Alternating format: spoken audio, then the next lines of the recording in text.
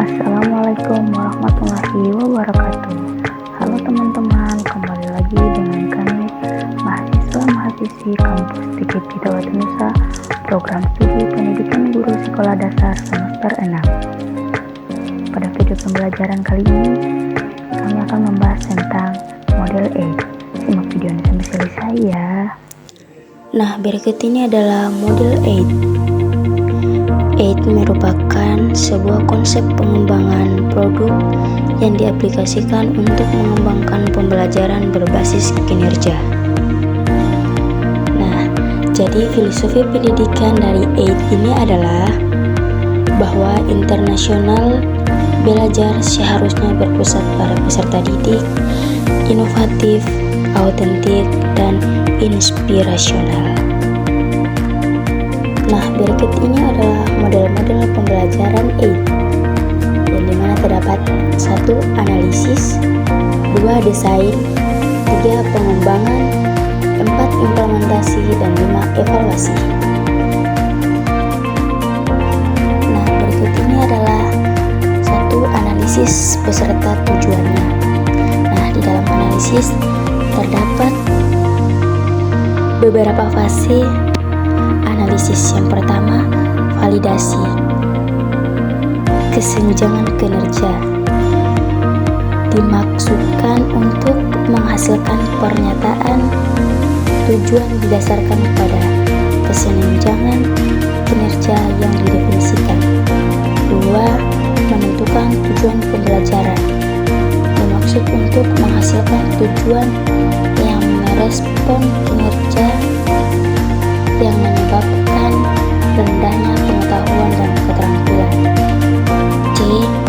Komunikasi audiens atau analisis peserta didik, dimaksudkan untuk mengidentifikasi kemampuan, pengalaman, pilihan, dan motivasi dari peserta didik.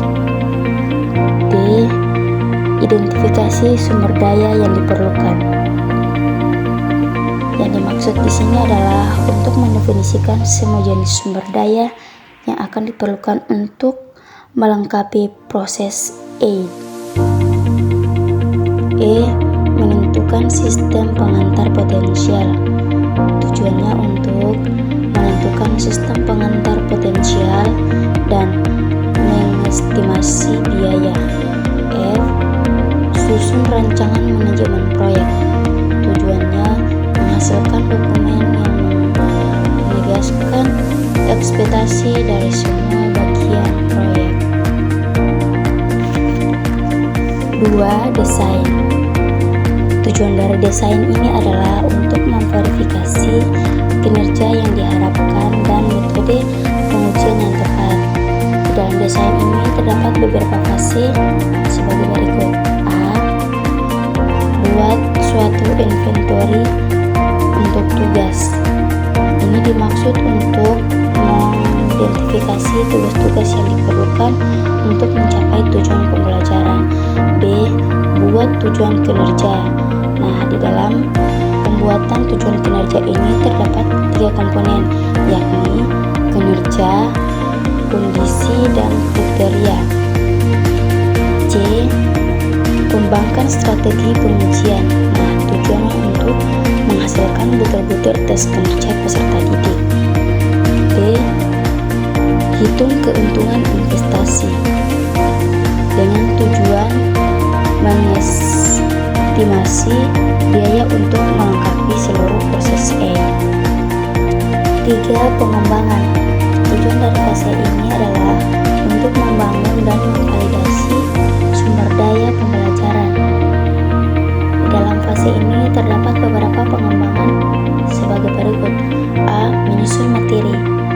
Materi merupakan poin penting untuk melibatkan peserta didik selama proses konstruksi pengetahuan. B. Menyeleksi atau pengembangan media pendukung. Tujuannya untuk menyeleksi atau mengembangkan media yang memadai untuk mendukung pencapaian tujuan kinerja. C. Mengembangkan petunjuk untuk peserta didik. Tujuannya untuk menyediakan informasi untuk memandu peserta didik selama pembelajaran. D. Mengembangkan petunjuk untuk pendidik. Tujuannya untuk memberikan informasi untuk membantu memfasilitasi pembelajaran. C. Melakukan revisi tes formatif. Tujuannya untuk merevisi rancangan awal produk dan proses pembelajaran untuk diimplementasikan. F. Menyusun tes penuntun.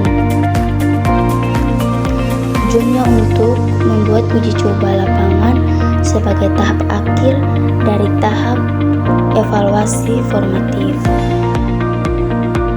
4. Implementasi. Implementasi adalah untuk mempersiapkan lingkungan belajar dan mengikutsertakan peserta didik. Dalam implementasi ini terdapat dua fase sebagai berikut. Yang pertama, A. Mempersiapkan pendidik.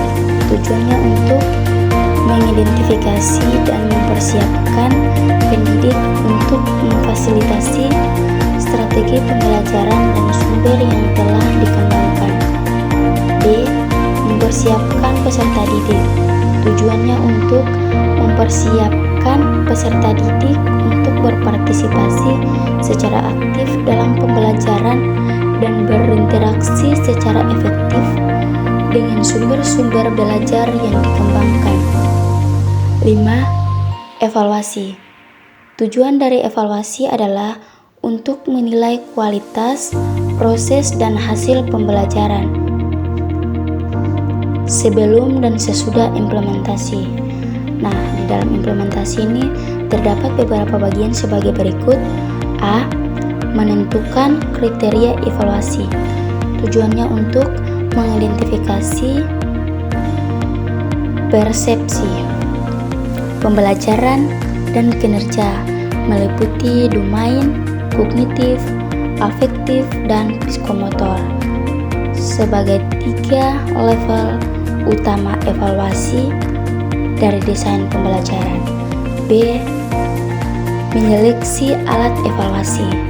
Tujuannya mengidentifikasi atribut utama untuk setiap alat evaluasi yang dipilih untuk digunakan dalam pendekatan aid untuk merancang pembelajaran. E. Melaksanakan evaluasi. Tujuannya untuk menyediakan petunjuk melaksanakan evaluasi desain pembelajaran. Nah, itulah penjelasan dari kami. Semoga bermanfaat. Sampai jumpa di video-video berikutnya. Terima kasih. Wassalamualaikum warahmatullahi wabarakatuh.